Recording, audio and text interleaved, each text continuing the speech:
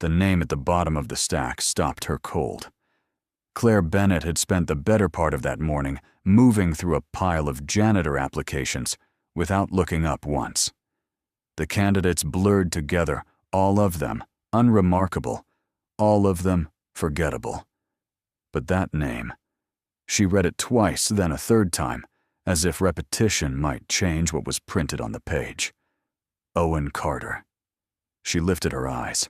The man standing across the reception area wore a jacket that had seen too many winters. His face had aged quietly and without mercy. But the name she had never forgotten. Claire did not send for him through the front desk the way she had with the others. She walked out, herself folder in hand, and found him sitting in one of the plastic chairs along the far wall. He was not checking his phone. He was not fidgeting. He simply sat there with his hands resting on his knees, looking at the floor, with the calm of someone who had long stopped expecting much from waiting rooms. She said his name. He looked up. There was no flash of recognition on his face at first. Only a man trying to place someone who clearly already knew him. Then something shifted behind his eyes, slow and careful, like a door opening just enough to let in a single line of light. "Claire," he said. Not a question, not surprise. Just the words spoken the way you say the name of something you thought you'd lost. She brought him into her office rather than the standard interview room. It was a decision she made without fully thinking it through, and she did not examine it too closely. She set the folder on the desk between them and looked at him, the way you look at a photograph that doesn't quite match the memory you've been carrying. Owen Carter had been the kind of student that professors mentioned years after he graduated, not because he was loud or competitive, but because his mind worked in a way that made difficult things look almost gentle, like he was simply reading something the rest of the room hadn't learned to see yet. Claire had sat next to him in advanced calculus during their junior year, failing quietly, while everyone else seemed to keep pace. Owen had never made her feel embarrassed about it. He explained things the way a good mechanic explains an engine, not to impress you, but to make sure the car runs. After graduation, he vanished. No forwarding address, no LinkedIn profile, no mutual friends with updates. He was simply gone the way some people are gone when life takes a turn that doesn't leave room for staying in touch. And now, here he was, 42 years old, applying to mop floors. Claire opened the folder. His application was filled out in clean, even handwriting. Under previous employment, there were jobs she would not have predicted for him. Warehouse work, night shift inventory at a distribution center, a brief stint with a cleaning company 2 cities over. Under education, he had written simply Bachelor of Science Mathematics. He had not listed his GPA, though she remembered it being the kind of number that made department chairs take notice. "The HR team flagged your file," she said. She kept her voice even professional, because the alternative was to sound like what she actually was, a person who was struggling to reconcile 2 completely different images of the same man. "They felt your qualifications were in their words excessive for the position." Owen nodded as though this was not news. "I figured they might," he said. "I wasn't sure if it would get past the first screening. It almost didn't." She closed the folder. "Why this position, Owen? Why janitor?" He did not answer right away. He looked at her with the same steadiness. He had always had the kind that used to make her feel like he was actually listening and not just waiting for his turn to speak. When he did answer, his voice carried no performance in it, no rehearsed explanation designed to make the interviewer feel better about a complicated answer. "I need stable work," he said. "No deadlines that move, no politics, something where I show up, do the job, and know exactly what I'm going home to at the end of the day." He said it without bitterness, which somehow made it land harder than if he had said it with resentment. "I've had enough of the other kind." Claire studied him. She wanted to ask what he meant by the other kind, what had happened in the 20 years since she'd last seen him.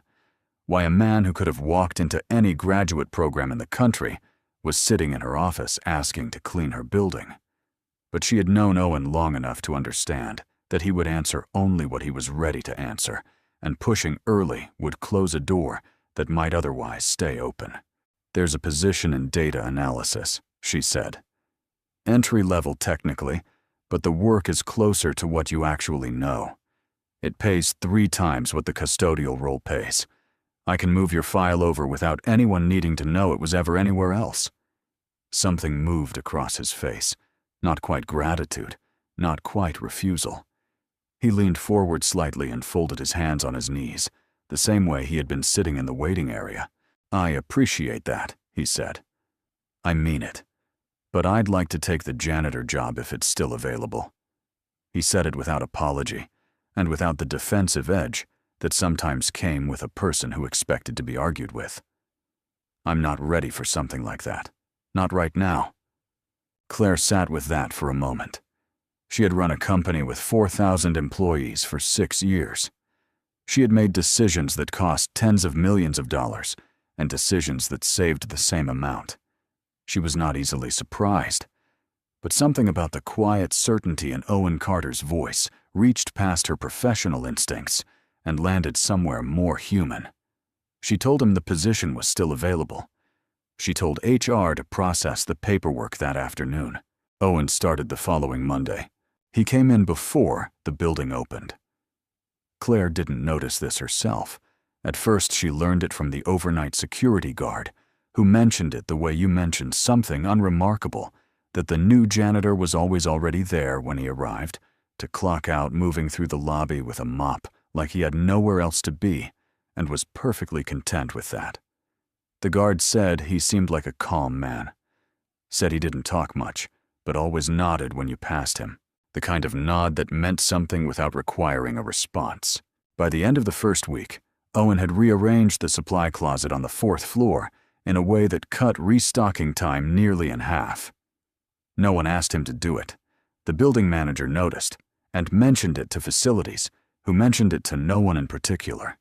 It was the kind of improvement that made things run better without drawing attention to the person who made it happen. But not everyone was indifferent to Owen. The operations floor was managed by a man named Greg Dalton, who had been with the company long enough to believe that seniority was the same thing as authority, and that anyone below his pay grade existed primarily for his convenience. Dalton was the kind of manager who spoke loudly in open spaces and kept a running account of who owed him what.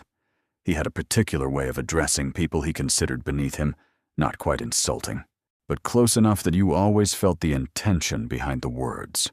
Within Owen's first 2 weeks, Dalton had called him back 3 times to redo floors that did not need redoing.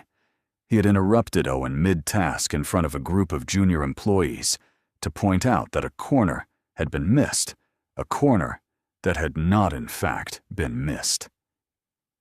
He had once stopped Owen in the hallway to complain about the smell of the cleaning solution loudly and at length, while 2 other employees looked on and said nothing. Owen took all of it without visible reaction. He listened, nodded when appropriate, and went back to work. He did not complain to HR. He did not seek Claire out to report what was happening. He simply absorbed it and moved on the way water moves around a stone, not because the stone wins, but because moving around is more efficient than stopping. Claire witnessed one of these exchanges from across the operations floor. She had come down to check on a server installation and was passing through when she heard Dalton's voice raised just enough to carry. She stopped. Owen stood with a mop handle in his hands, listening to Dalton explain slowly and with exaggerated patience that a professional would have noticed the scuff mark near the elevator doors before being told. Around them, 3 employees pretended to be absorbed in their screens. Owen looked at the scuff mark. He nodded, once said he'd take care of it, and turned back toward the elevator. There was no slump in his shoulders, no tension in his jaw. He simply went back to work as though the last 2 minutes had not happened. Dalton caught Claire's eye from across the room. He had the brief, slightly uncertain look of a man who had just realized he had an audience he hadn't accounted for. Then he straightened up and walked back to his office. Claire said nothing. Not that day. But she filed it away in the part of her mind that kept track of things that required attention eventually. The week settled into a routine. Owen moved through the building like a fixed point, always present, always working, always exactly where he was supposed to be.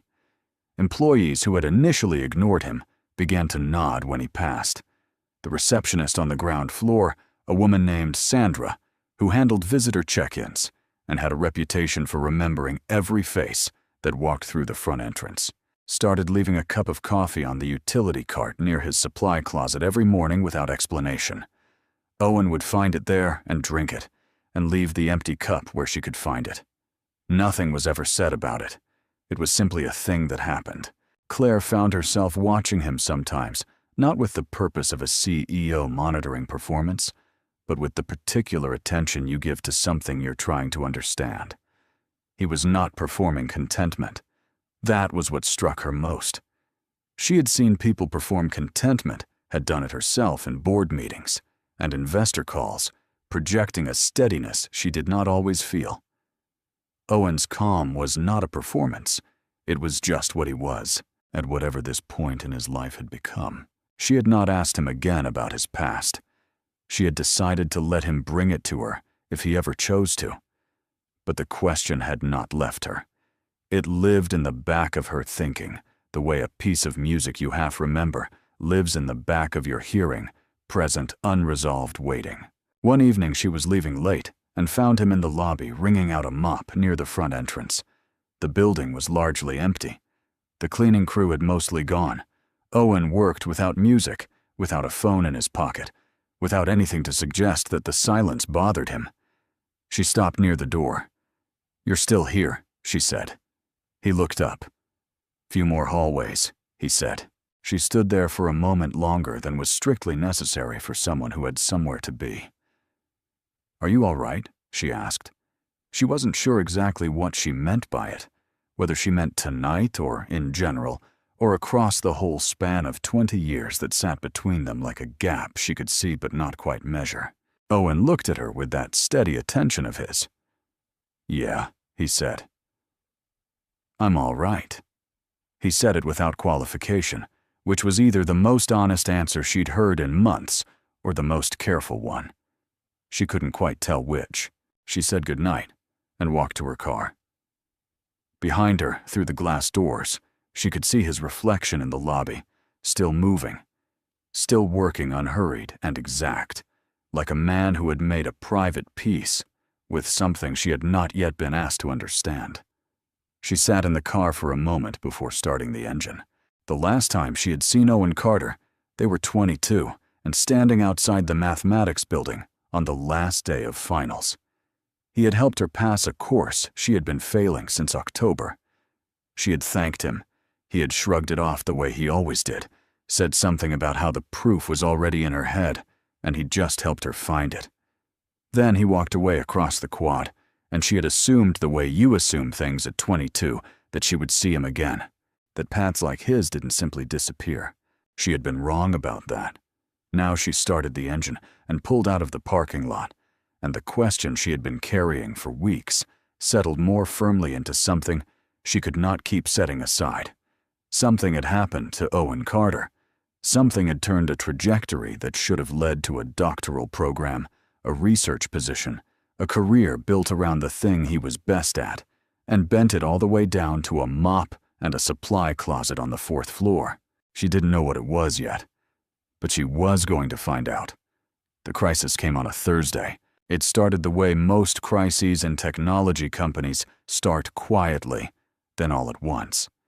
A flag in the monitoring system at 6 in the morning, dismissed by the overnight team as a routine anomaly.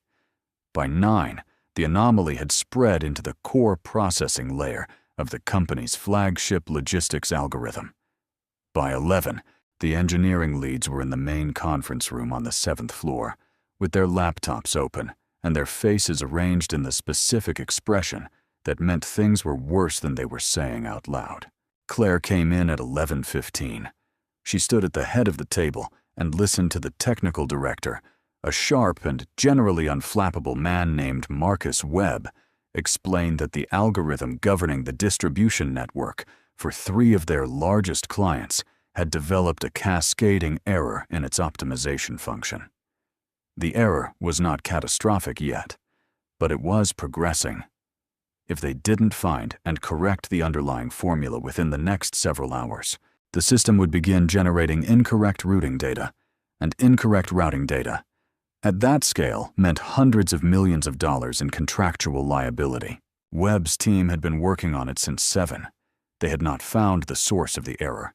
They had found where it was expressing itself, but the mathematics behind the failure, the specific point in the algorithm's logic where the optimization had broken down, was buried somewhere in a sequence of calculations that none of the engineers in the room had been able to isolate. Webb said this with the controlled frustration of a man who was very good at his job and was currently watching it exceed him. The whiteboard at the far end of the room was covered in notation. Formulas branching into subformulas, arrows connecting variables to outcomes, 3 different colored markers, leaving traces of 3 different failed approaches. The engineers moved between their screens and the board with the particular restlessness of people who understood the problem well enough to know that understanding it was not the same as solving it. Owen came in at 11:40. He was not supposed to be in the conference room. He was supposed to be cleaning the hallway outside it, which was part of his Thursday rotation. The door had been left open. Someone had propped it with a chair to allow for foot traffic between the room and the adjacent server closet, and Owen had worked his way down the hall until he was standing in the doorframe with his cart about to move the chair and pull the door shut so he could finish the floor. He did not move the chair. He stood in the doorframe and looked at the whiteboard. No one noticed him at first. The room was too absorbed in its own pressure, engineers typing, Webb talking on the phone, 2 analysts arguing quietly over a printed spreadsheet near the windows. Owen stood still and looked at the board for perhaps 90 seconds, long enough for Claire, who was standing near the back wall, reviewing something on a tablet, to register him in her peripheral vision and look up. He was not reading the board the way a curious passerby reads something unfamiliar. He was reading it the way you read something you recognize, with the focused, slightly narrowed attention of a person, checking whether the text in front of them matches what they already know to be true. Claire watched him. She did not call across the room. She waited. Owen turned his head and found her eyes without searching. There was a question in his expression, not a spoken one, just the particular look of a man who has seen something and is trying to decide whether saying so is his place. She gave him the smallest nod she could manage without anyone else at the table noticing. He crossed to the whiteboard. He picked up a black marker from the tray, found a clear section of board near the bottom right corner, and wrote. He did not write slowly or with the performance of someone demonstrating intelligence. He wrote the way you write when the answer is already formed, and the hand is simply catching up to the mind. 7 lines of calculation, clean and tight, ending in a single bracketed expression that isolated the failure point in the optimization sequence. Then he set the marker down and stepped back. Webb was still on the phone. One of the junior engineers, a young man named Ryan Briggs, who had been with the company for less than a year and had not yet developed the professional habit of disguising his reactions, looked at the board and said out loud without thinking, "Who wrote that?" The room turned. Webb ended his call. Someone laughed, a short, uncomfortable sound, because the man standing next to the whiteboard was wearing a gray uniform with a company logo on the chest and had a mop cart parked near the door. "I might be wrong," Owen said. He said it simply without deflection, in the same tone he might use to say he'd noticed the soap dispenser on the 3rd floor was running low. "But if the error's in the waiting function, that's where I'd look." The room went quiet in the particular way that rooms go quiet when something has just happened that no one has a script for. Webb walked to the board. He stood in front of Owen's 7 lines for a long time. He took out his own phone and ran something through it. His expression moved through several stages: skepticism, attention, recognition, and then the very specific look of a man who has just watched someone walk up to a locked door and open it without a key. "Run it," Webb said to the room. He was not looking at Owen when he said it. He was still looking at the board. The engineers ran it. 11 minutes later, The error flag in the monitoring system cleared.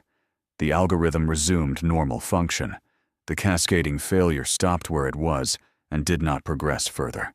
No one in the room said anything to Owen directly. He retrieved his card from near the door, finished clearing the hallway, and moved on to the next section of his rotation.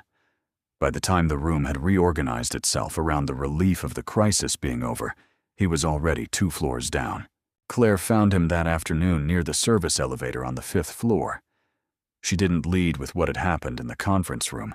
She let it sit between them for a moment, before she said anything, because some things need a beat of silence before they can be spoken about without sounding like a transaction. "Where did that come from?" she asked. Owen set his card against the wall. He looked at her with the same steadiness he always had, though something in his eyes was slightly more open than usual, like a window that had been cracked just enough to change the air in a room. "I've had a lot of time to think," he said. "When you're doing work that doesn't take everything you have, your mind goes somewhere. Mine usually goes back to math." He said this without any attempt to make it sound profound. It was just a fact, delivered plainly. Claire looked at him for a moment. "What happened to you, Owen?" she asked. "After graduation. I need to understand." He was quiet for a few seconds, not evasive, just organizing. When he spoke, his voice was level, and without the performance of someone rehearsing their own tragedy for an audience. His parents had gotten sick within 2 years of each other. His father first a slow illness that required consistent care and drained the family's savings faster than anyone had planned for.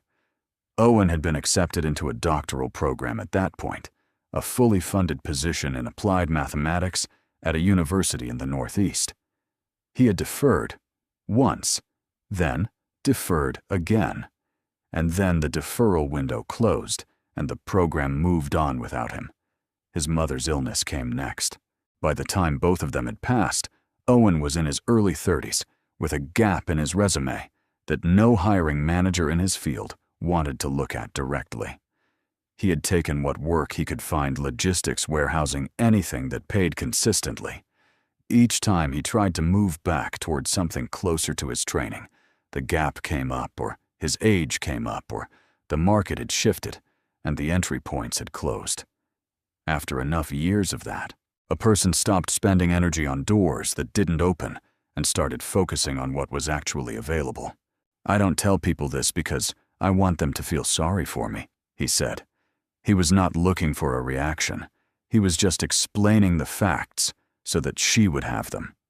"I made the choices I made because they were the right ones at the time.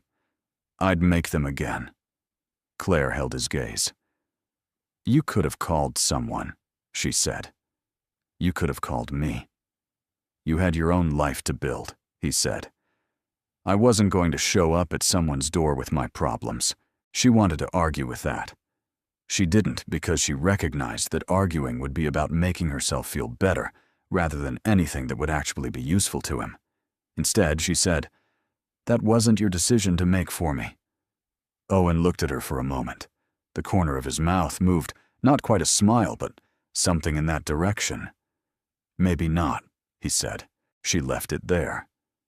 But she was thinking, as she walked back to the elevator, about the doctoral program he had deferred, and the research career that had never happened, and the mind that had been quietly, steadily running calculations in whatever quiet hours a warehouse job or a night shift allowed, because some things don't switch off no matter what the rest of a life looks like around them.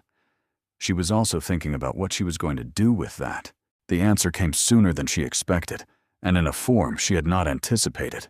Word of what had happened in the conference room traveled the way things travel in office buildings, not through official channels, but through the particular informal network of people who had been in the room, people who had heard about it, from people who had been in the room, and people who simply noticed that the crisis alert that had been quietly escalating through the morning had just as quietly stopped.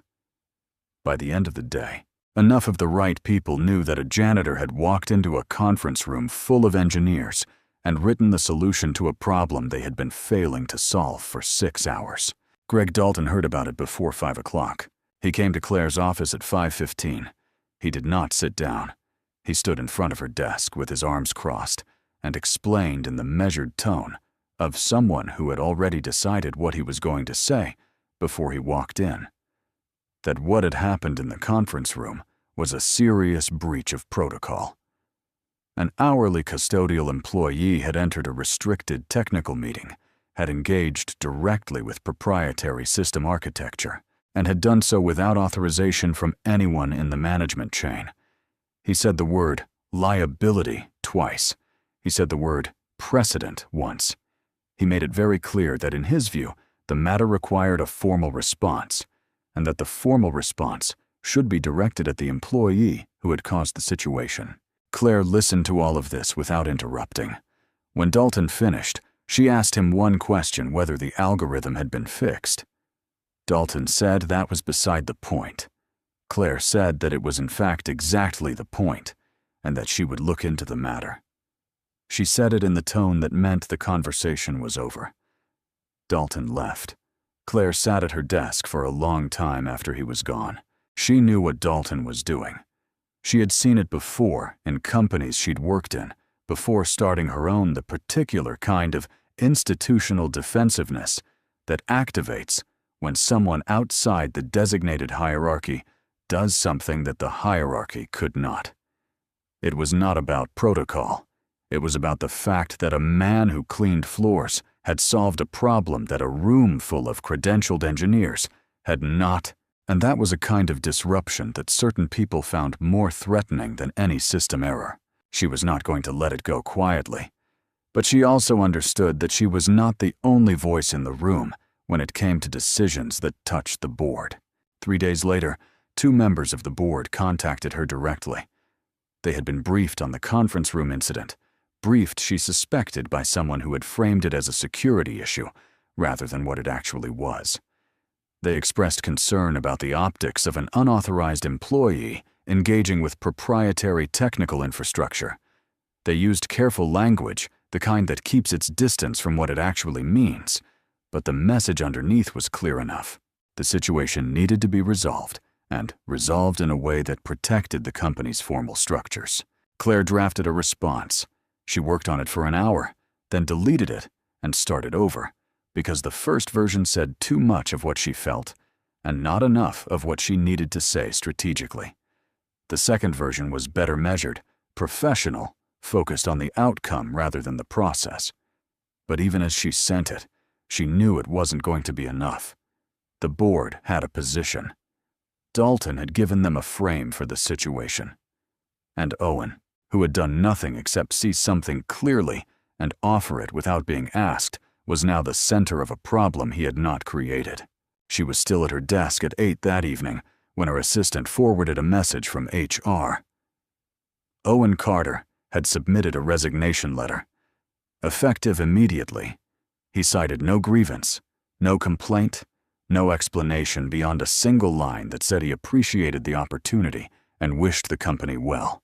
Claire read it twice. Then she walked down to the 4th floor to the supply closet near the service hallway, where Owen's cart was parked, and his personal items, a thermos, a pair of work gloves, a small notebook, had been neatly placed in a plastic bag beside it. He was gone. He had not told her he was going. He had simply decided in the quiet and deliberate way he decided most things, that leaving was the cleanest solution available, that his presence had become a problem for her, and that removing himself was the most direct way to solve it. She stood in the hallway outside the supply closet for a long time. The building was nearly empty. The fluorescent light above the door hummed. Somewhere below her, a cleaning crew she did not know was working through the lobby. She had lost him once 20 years ago without understanding how. She had spent those 20 years building something she was proud of, and she had never stopped carrying in some small compartment of the back of her mind a question about where Owen Carter had gone and what had become of the particular quality of mind she had watched at work in a calculus classroom when they were both still young enough to believe that talent alone determined where a person ended up. Now she knew the answer, and he was gone again. And this time she had watched it happen. She picked up his thermos and his notebook and his work gloves, and held them in her arms the way you hold something that belongs to a person you're not ready to let become a memory again. The notebook was small and dark blue, the kind sold in bulk at office supply stores. Claire did not open it that night. She brought it home with the thermos and the work gloves and set everything on her kitchen counter, and then she made coffee. She did not drink and sat at the table for a long time, doing nothing in particular. She opened it the next morning before she went into the office. The first several pages were what she might have expected from Owen equations, mostly the kind that filled margins when a mind had nowhere else to put itself. Some were clearly connected to work. She recognized optimization problems, sequencing logic, probability chains that resembled the architecture underlying the company's own systems. He had not been working from any of the company's proprietary documents. He had been working from his own thinking, arriving at similar places by a different road, the way two people can walk toward the same city from opposite directions and meet somewhere in the middle without having planned it. But it was the later pages that stopped her. Toward the back of the notebook, the equations gave way to something else, shorter entries, written in the same clean hand, not addressed to anyone. He wrote about his father's last months, about the particular exhaustion of being the only person in a situation, and knowing that exhaustion was not an excuse to stop.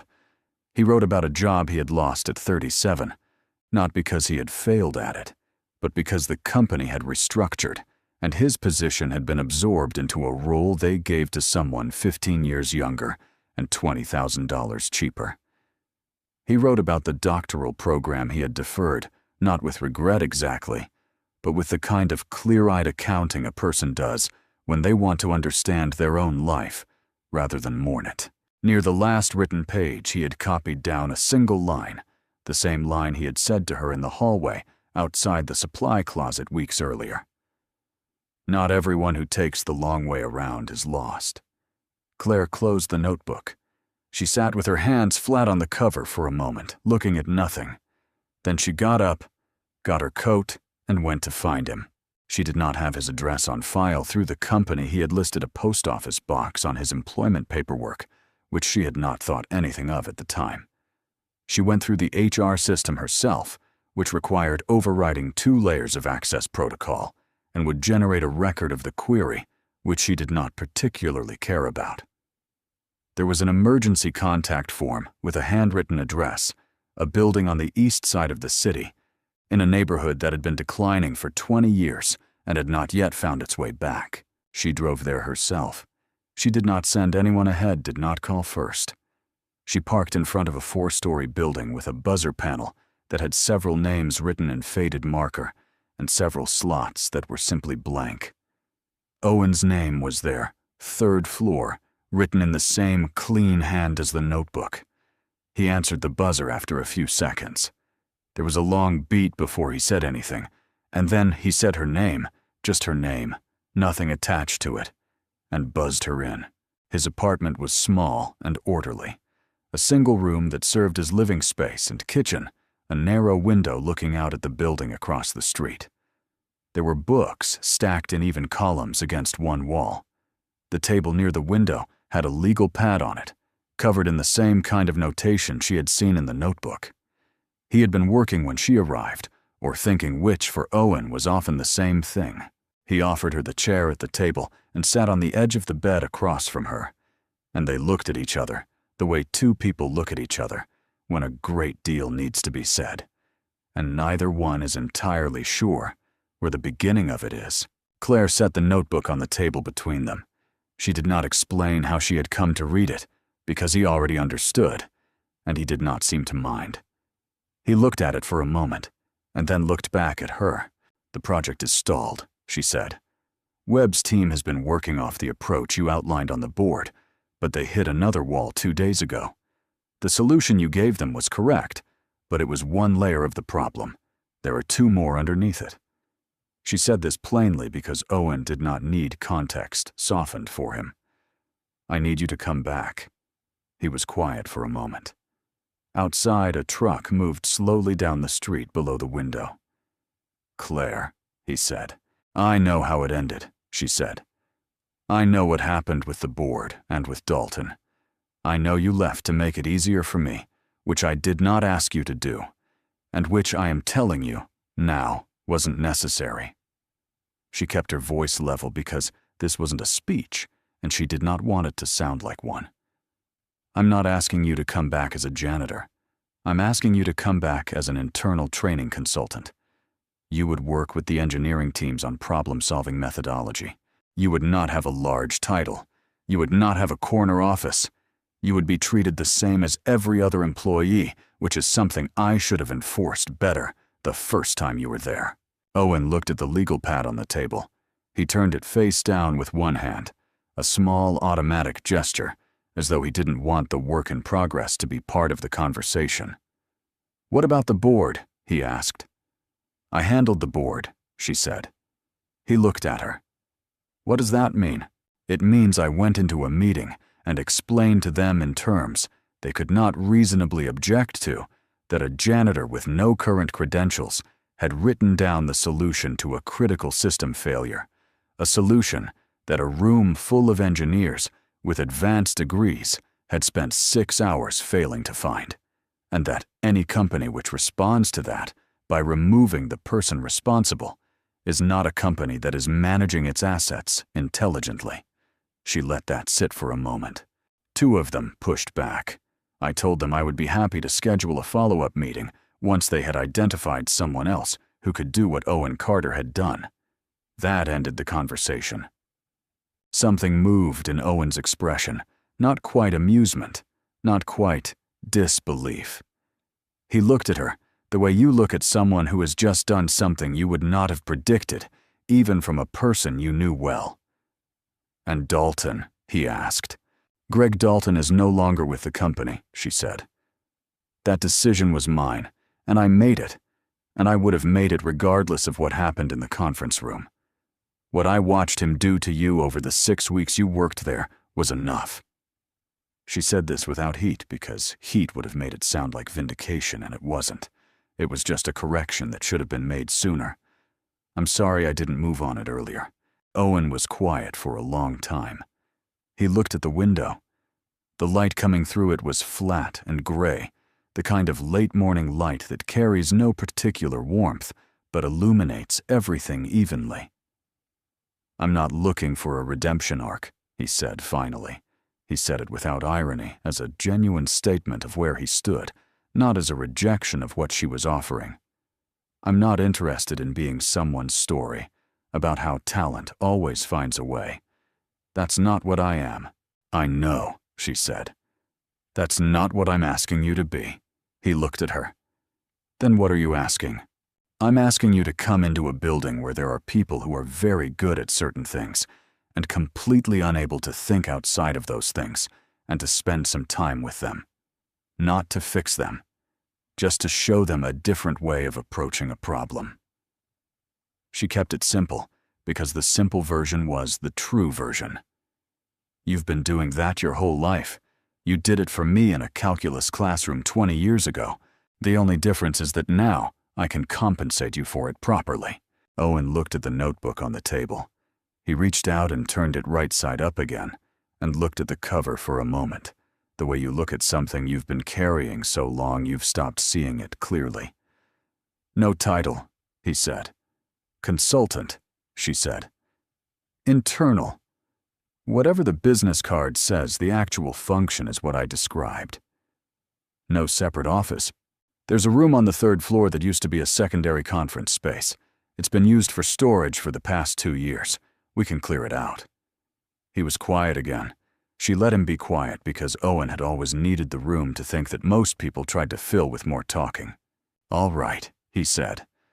It wasn't a dramatic concession. It was just a decision made in the same deliberate way he made most decisions, with the minimum necessary words, and without performing the weight of it. Claire nodded. She picked up the notebook and held it out to him. He took it. She told him she would have the paperwork ready by the end of the week, and that she would address the full staff before he started, because she was not going to let him walk back into that building without the people in it understanding what had happened and why. He said that wasn't necessary. She said it was, and that it was not up for negotiation, which made the corner of his mouth move. In that way, it had not quite a smile, but the shape of one. She stood up to leave. At the door, she stopped. "Owen," she said. He looked at her from across the small room. "You said something to me once in the hallway outside the supply closet about not everyone who takes the long way around being lost." She held his gaze. "I read it in the notebook, too. I want you to know that I think about it. I think it's one of the truest things I've heard in a long time." Owen looked at her steadily. "It took me a while to believe it myself," he said.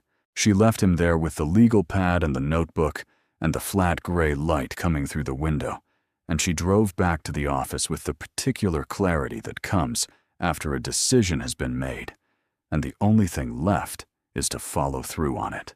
She called a full staff meeting for the following Monday morning. She stood at the front of the main floor, with 400 people arranged in front of her, some in chairs, some standing along the walls, and she told them what had happened, with the algorithm failure in plain language, without softening the part where her own engineering team had been unable to find the answer. She told them that a man who had been working as a janitor in their building had walked past an open door and written down a solution that stopped a cascading system failure before it reached the point of no return.